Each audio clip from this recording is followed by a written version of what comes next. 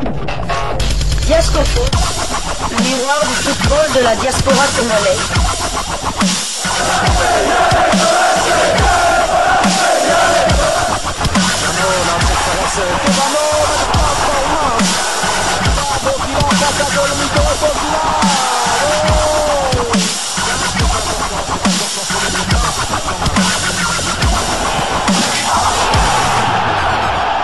Diascofoot, le miroir du football de la diaspora congolaise. C'est l'heure de partager avec vous quelques news que nous avons pu récolter pour vous. Des news concernant certains de nos internationaux ou des binationaux qui se sont illustrés dans leurs clubs respectifs. Et cela dans le cadre de cette première livraison sportive de ce lundi 14 juillet 2025. Une livraison qui nous conduit en France. En France où justement ils fêtent leur fête nationale. C'est le 14 juillet. Une date importante pour ce pays et nous avons bon nombre de binationaux franco-congolais qui ont renforcé la tanière des Léopards. Et d'ailleurs, le sélectionneur manager des Léopards est aussi un Français. Occasion pour nous de saluer tous nos abonnés qui vivent du côté de la France. Je pense ainsi à Curtis Tonono qui est du côté de Clermont, qui nous suit aussi, qui est un abonné ici. Je pense aussi au Dr Lamberto Paolo qui se retrouve du côté de Mulhouse en France, si je ne me trompe pas. Alors vous remarquez que je suis de retour, mais pas tout à fait à 100%, donc je ne suis pas tout à fait vraiment bien guéri, je suis convalescent, mais l'actualité a fait que je puisse revenir très rapidement. D'abord pour vous saluer parce que désormais nous sommes 31 000 abonnés et le prochain objectif c'est d'atteindre les 32 000 abonnés. Nous montons crescendo, agrandir la famille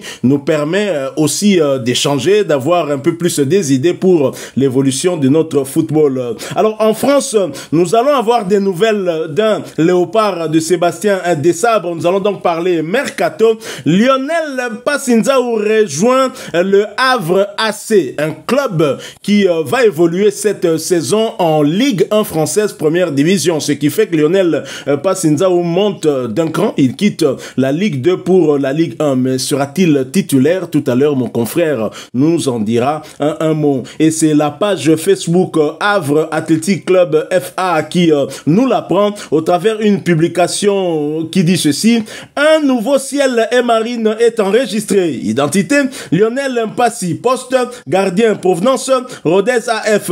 Bienvenue au Havre Athletic Club Lionel. Et leur média, leur site internet nous dit ceci: l'ancien gardien Ruteno apportera désormais les couleurs ciel et marine. Âgé de bientôt 31 ans, ancien international français en équipe de jeunes et international A de la RDC, le gardien de but Lionel Mpassi débarque au HAC. Il vient de paraffer un contrat de 2 ans et rejoint donc Mori Diao qu'il a côtoyé à Rodez la saison dernière. Sénéo Akmen possède d'ailleurs des similitudes puisque tous deux sont originaires de la région parisienne et sont passés par le centre de formation du PSG, mais c'est au Toulouse FC où il évolua de 2012 à 2015 que Lionel Mpassi signe son premier contrat professionnel. Après un an de chômage, il rebondit à Rodez en 2016, y découvrant le national puis la Ligue 2, s'imposant la saison suivante le départ d'Arthur Desmas. Après 9 ans passés au RAF, le voilà donc Akman, il portera le numéro 77, le numéro 77. Bienvenue Lionel. Donc voilà, donc Lionel Passinzao qui signe au Havre. On est très content pour lui. Il quitte la Ligue 2 mais va en Ligue 1. On sait que du côté de Rodez, c'est vrai que la saison dernière il a eu quelques difficultés, il a été relégué sur le banc, mais il termine quand même la saison comme titulaire, ce qui a comme conséquence qu'il perde aussi sa place de titulaire du côté de la tanière des Léopards de la RDC. Je rappelle que lors de la dernière CAN, c'est Lionel Passinzao qui était le gardien titulaire, ne laissant qu'un seul match à Dimitri Berthaud, c'était le match de la 3e place, mais quand même aller en Ligue 1, c'est une très bonne chose pour lui, mais sera-t-il titulaire? En tout cas, en principe, là, il est acheté avec le statut de deuxième gardien. L'ironie du sort est que celui qui a été acheté pour être le gardien numéro 1, à savoir le Sénégalais Mori Diaw, avait été acheté justement par Rodez pour pallier l'absence de Lionel Passinzao qui s'était blessé.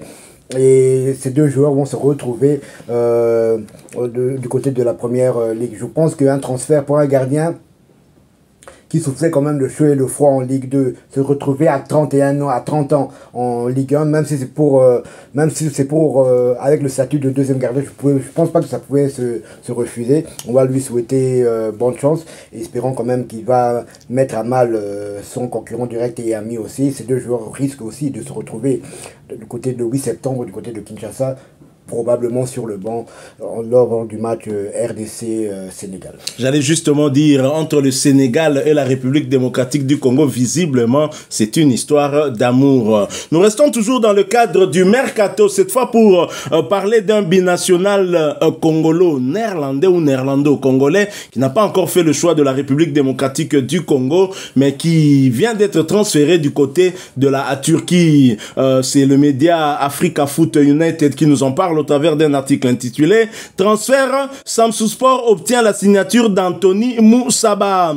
Mercato Foot, Samsouspor se renforce avec la signature d'Anthony Moussaba. Ce samedi, le club turc mise sur l'ailier congolo-néerlandais pour au moins 4 saisons. À l'issue de la saison 2024-2025, Samsouspor s'est séparé de plusieurs joueurs. L'objectif est de constituer un nouveau groupe jeune avec des ambitions renouvelées. Ainsi, le club turc a officialisé ce samedi la signature du joueur de 24 ans. Anthony Moussaba a paraphé un contrat de 4 ans, soit jusqu'en 2029 avec Samsouspor. L'ailier congolo-néerlandais apportera de l'explosivité et de la finesse sur le plan offensif.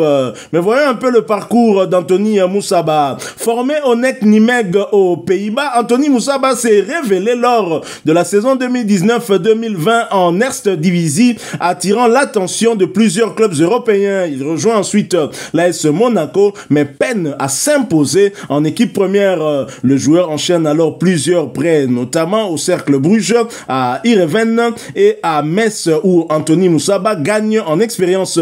Ce parcours varié lui a permis d'étoffer son jeu et d'affirmer son potentiel offensif.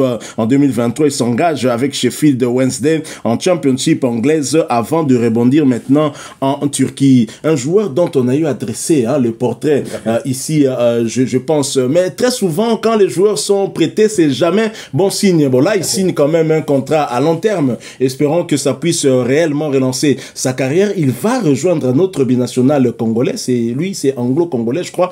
À moins que je ne sois pas informé qu'il ait peut-être quitté Samsouspor. Il s'agit de Marc Bola, le latéral gauche. Avant, on sait que dans cette équipe, il y avait un autre international congolais, Gaëtan Laura Luamba, qui lui est allé du côté de la deuxième division turque. C'est un joueur dont le profil pourrait intéresser des sabres. C'était un très très bon joueur. En tout cas, moi, je l'appréciais lorsque je l'ai un peu découvert lorsqu'il avait été prêté par Monaco au Cercle de Bruges. Un ailier vif, mais malheureusement, il n'a pas su franchir le palier. Il n'a pas su répondre présent. On pouvait dire que la barre peut-être de Monaco était trop haute pour lui, mais à part après ça, il n'a pas explosé, que ce soit en prêt encore à Heerenveen ou bien du côté de la Championship à Sheffield Wednesday, où il a cumulé les mauvaises prestations, et espérons que cette fois-ci il va rebondir du côté de Samsouspor. Marc Bola, je pense qu'il est annoncé sur le départ. On parlait de lui, je pense, en retour en Angleterre en Championship, si ma mémoire est bonne. Je ne sais pas s'il a déjà signé, mais en tout cas, il y avait un transfert en vue. Donc, Anthony Moussaba, on peut que lui souhaiter bonne chance, et pourquoi pas qu'il explose et peut-être attirer les regards du sélectionneur national Sébastien Desabre. Mais encore une fois, à sa place, la concurrence est extrêmement rude.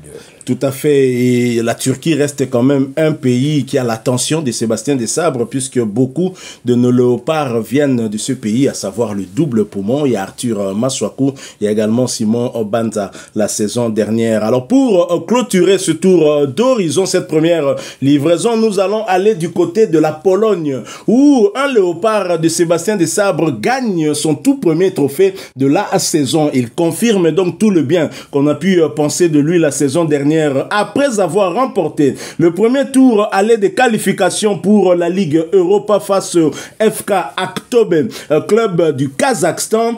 Vous comprenez, nous parlons bien du Legia Varsovie, qui avait remporté ce match sur le score d'un but à 0 le jeudi dernier, avec Steve Kapwadi qui avait été titularisé, qui a disputé l'intégralité de ce match. Et hier, dimanche, son club a remporté la Super Coupe de Pologne devant Lech Poznan. Score final 1-2 à l'avantage de Steve Kapwadi et ses coéquipiers. Il menait 2-0 but contre 2 à la première mi-temps, et l'équipe adverse a réduit le score à la 81e minute.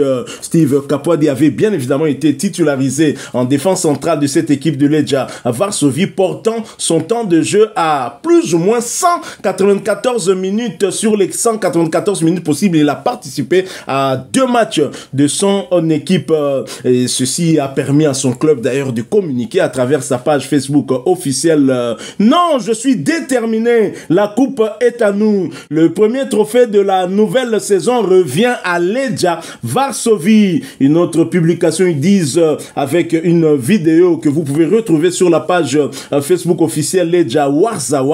Un moment de joie, il est temps de se concentrer sur les nouveaux défis et les prochains matchs. Merci pour ce dimanche, les légionnaires. Et parmi ces légionnaires, il y a bien évidemment l'international congolais Steve Kapwadi, qui avait joué l'un des 2 derniers matchs de Léopard. C'était lors de la dernière trêve internationale, avec ces 2 matchs amicaux, face au Mali, victoire 1-0, et face au Barea du Madagascar, victoire 3-1 de nos Léopards. Et justement, le prochain défi, ce sera ce prochain match en déplacement dans le cadre du premier retour de qualification pour l'Europa League, où Legia Varsovie se déplacera du côté du Kazakhstan pour y être reçu par FK Aktobe. Ce match aura lieu le jeudi 17 juillet 2025 sous le coup de 17h de Kinshasa, 18h heure de Goma. Nous sommes à l'est de la République démocratique du Congo. Voilà qui met fin à cette première livraison sportive de ce lundi 14 juillet 2025. Vous l'avez aimé, laissez-nous un maximum de j'aime. Merci de partager avec nous en commentaire votre point de vue. Abonnez-vous sur cette chaîne Diasco Foot, parce que nous sommes et restons le miroir du football de la diaspora congolaise.